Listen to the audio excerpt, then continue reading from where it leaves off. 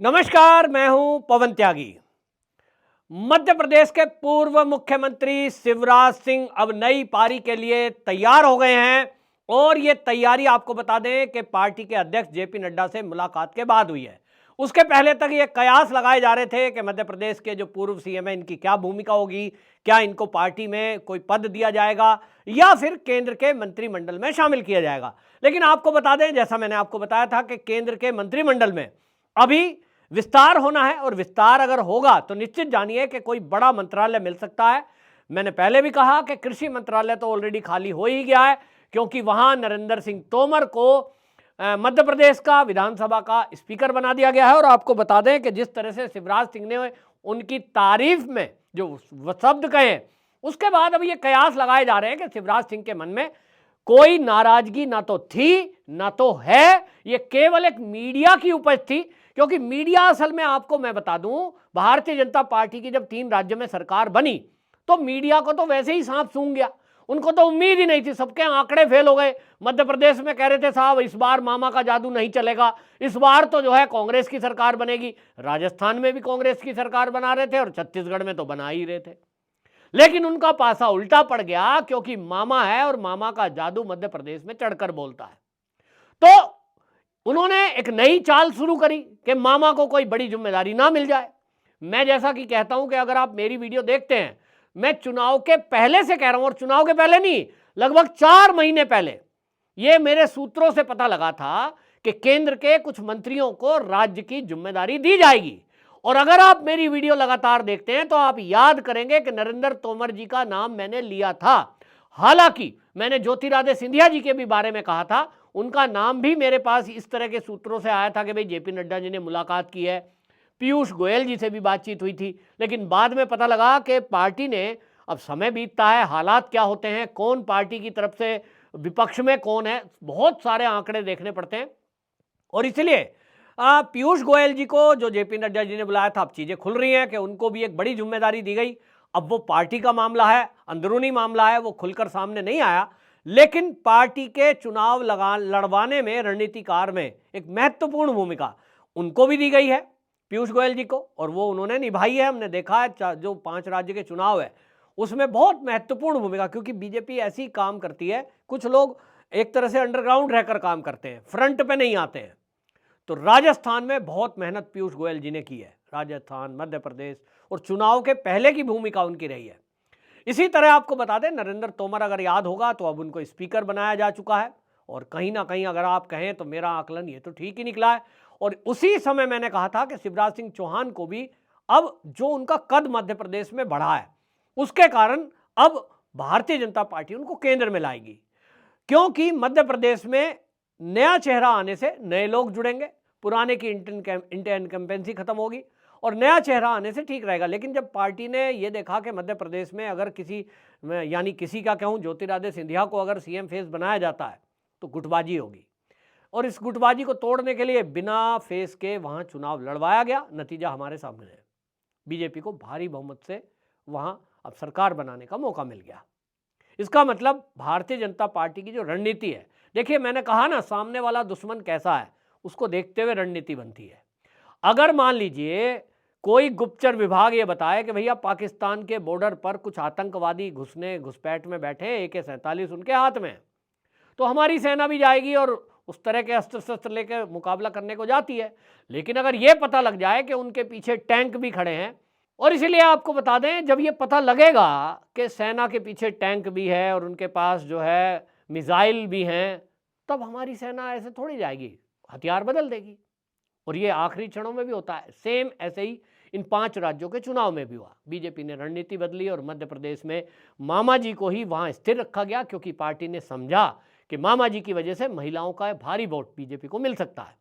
अब जब ये मामा का जादू चलकर देख लिया और चलाकर देखने के बाद उसका रिजल्ट आ गया, तो भाई कौन पार्टी ऐसी होगी कि वोट दिलाने वाले एक नेता को वो साइड करेगी? ये तो हो ही नहीं सकता था। फिर भी मीडिया खबर चला रहा था मामा जी का क्या होगा, अब उनको क्या करेंगे। अरे भाई क्या करेंगे, मैं तो पहले ही बता चुका, केंद्र में लाएंगे। फिर पार्टी का पद कौन सा मिलेगा? तो भैया पार्टी का जो राष्ट्रीय उपाध्यक्ष का पद है पहले भी मिला था, तो उसके ऊपर तो अध्यक्ष है, हो सकता है कोई और पद भी दे दें। तो पद दे या ना दे, काम से मतलब होता है, और शिवराज सिंह ने बोला है ये बात। तो अब उनको, ये खबर मैंने बताई थी आपको कि उनको अब ये जिम्मेदारी दी जा रही है, मोदी की गारंटी वाली जो गाड़ी है उसको लेकर, और चुनाव के पहले की भूमिका ये उनकी महत्वपूर्ण रहने वाली है।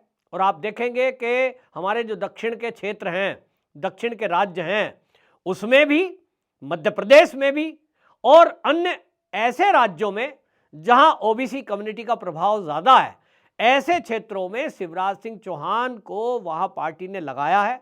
मेरे पास जो जानकारी है, जेपी नड्डा जी से मुलाकात के बाद उनको काम दे दिया गया है कि भैया पद जब मिलेगा मिलता रहेगा, आप पार्टी के सिपाही हैं, संघ के स्वयंसेवक हैं, और संघ में तो केवल एक आदेश हो जाए, पद हो या ना हो, स्वयंसेवक निकल पड़ता है। और यही शिवराज सिंह चौहान ने स्वीकार किया है, और इसको उन्होंने स्वीकार करने के साथ अब मैं बता रहा हूं कि उनका काम शुरू हो चुका है। अब लगातार वो राज्य और केंद्र के बीच की कड़ी रहेंगे, और अब उनकी भूमिका है कि वो जो राज्यों में कहां, किस राज्य में किसको टिकट देना है, वहां कौन जो है कम्युनिटी में प्रचार के लिए कौन ठीक रहेगा, मीडिया मैनेज कैसे करे, बहुत सारी चीजों में उनकी भूमिका डायरेक्ट इनडायरेक्ट रहने वाली है। जहां तक शिवराज सिंह चौहान की बात करूं, जो मीडिया कह रहा था कि शिवराज सिंह चौहान नाराज हैं, उन्होंने देखा कि जब नरेंद्र सिंह तोमर ने वहां पे स्पीकर की, मध्य प्रदेश विधानसभा के स्पीकर के तौर पर शपथ ली, तो उन्होंने जो बोला, नरेंद्र तोमर एक व्यक्ति नहीं संस्था है, अनुभव की पूंजी उनके पास है, वे बहुत गंभीर और विराट व्यक्तित्व के धनी हैं। सच कहूं तो अटल बिहारी वाजपेयी की तरह मध्य प्रदेश के संदर्भ में वो अजात शत्रु हैं। चाहे पक्ष हो या विपक्ष, सदैव उनकी कार्यशैली से प्रभावित रहा है। वे दोनों पक्षों का ध्यान रखते हुए सदन का संचालन करेंगे, एक पक्ष के नहीं रहेंगे। अहंकार ने उन्हें नहीं छुआ है, वे धैर्य की प्रतिमूर्ति हैं। शब्द देख रहे हो आप, ये साधारण शब्द नहीं है।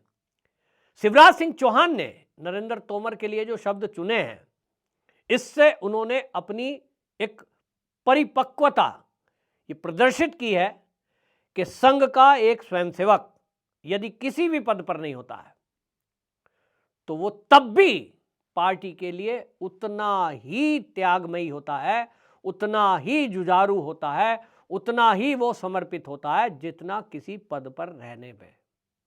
कोई फर्क नहीं पड़ता। शिवराज सिंह चौहान के ये शब्दों ने ये बताया है कि जिस तरह से खुले मन से उन्होंने, अभी आपको पता है कि अभी एक ही दिन पहले जो उन्होंने मध्य प्रदेश के नए नए सीएम बने हैं डॉक्टर मोहन, उनकी तारीफ की, मोहन यादव की, और उस तारीफ में उन्होंने कहा कि जितना काम मैंने किया, ये बीमारू राज्य कहलाता था, मैं इसे पटरी पे लाया हूं, लेकिन ये जो डॉक्टर मोहन यादव है ये इसको और आगे बढ़ाएंगे और अब विकास और तेजी से होगा। आमतौर पे इस तरह की भाषा सुनने को नेताओं से नहीं मिलती, लगता है जलन की भावना है। वो कहेंगे साहब मैंने इतना किया, मैंने इतना किया, अपने बारे में तो बताएंगे, कोई दूसरा भी मेरे से बेहतर हो सकता है, ये वर्ड ये किसी के मुंह से सुनता नहीं है, राजनीति में खास तौर पर। लेकिन शिवराज सिंह चौहान ने डॉक्टर मोहन यादव के बारे में जो शब्द बोले कि कहीं मुझसे भी बेहतर ये हैं, ये बता रहा है कि शिवराज सिंह चौहान एक बड़े हृदय के नेता हैं। सरल है, मैं जब न्यूज़ करता हूं तो लोग, मध्य प्रदेश के काफ़ी दर्शक कमेंट में नीचे लिखते हैं कि शिवराज मामा का जादू मध्य प्रदेश में बोलता है, और लोग तो दुखी हुए थे, लेकिन उनको दुखी होने की जरूरत नहीं है, क्योंकि पार्टी ने तय किया है कि मध्य प्रदेश की राजनीति में भी वो एक सलाहकार, एक बड़े मुखिया की तरह रहेंगे, उनसे पूछकर ही ज़्यादातर काम वहाँ किए जाएंगे। 2024 का चुनाव प्रमुख रूप से है, और शिवराज मामा ने जैसा प्रण लिया था कि मैं 29 कमलों की माला मोदी जी के गले में डालूंगा या पार्टी के गले में डालूंगा, वो उनका वर्ड आप याद रखिए। वो उन्होंने गुस्सा नाराजगी में नहीं कहा था, वो जिम्मेदारी समझते हुए कहा था। शिवराज सिंह चौहान ने अगर ये ठाना है कि वो 29 की 29 सीटें बीजेपी की झोली में डालेंगे तो निश्चित रूप से हो जाएगा, क्योंकि जब एक पुराना अनुभव और एक नया जोशीला कार्यकर्ता ये जुड़ता है तो अनुभव और जोश, ताकत, शक्ति, बुद्धि मिलकर के जब काम करती है तो विजय 100% है। शिवराज सिंह चौहान केंद्र में क्या मंत्रालय मिलेगा ये मैं बता चुका हूं, लेकिन फिर से बता रहा हूं कि 2024 की सरकार में जब तीसरी बार देश के प्रधानमंत्री मोदी जी बनेंगे तो मुझे अनुमान है, मुझे एक ऐसा लगता है, जैसा मैं लोगों से बात करता हूं, अपने मित्रों से, पत्रकार मित्रों से, कि उनको रक्षा मंत्रालय जैसा महत्वपूर्ण मंत्रालय दिया जा सकता है। उसके वो लायक भी हैं, पार्टी में उनका कद भी है, और समय की पुकार भी है। ये भी एक और बात बता दूं आपको कि शिवराज सिंह चौहान अब जब भाषण देंगे 2024 के चुनाव में, तो आप देखेंगे कि ये जो विपक्षी पार्टियां हैं, इंडी अलायंस और इसके अलावा भी, क्योंकि अब इंडी अलायंस में तो 2-3 टुकड़े होने वाले हैं, ये जितने विपक्षी नेता हैं, ये जो जातिगत गणना की बात कर रहे हैं, ओबीसी की बात कर रहे हैं, इस एजेंडे को अगर कोई ध्वस्त करेगा तो वो शिवराज सिंह चौहान, आप देखना।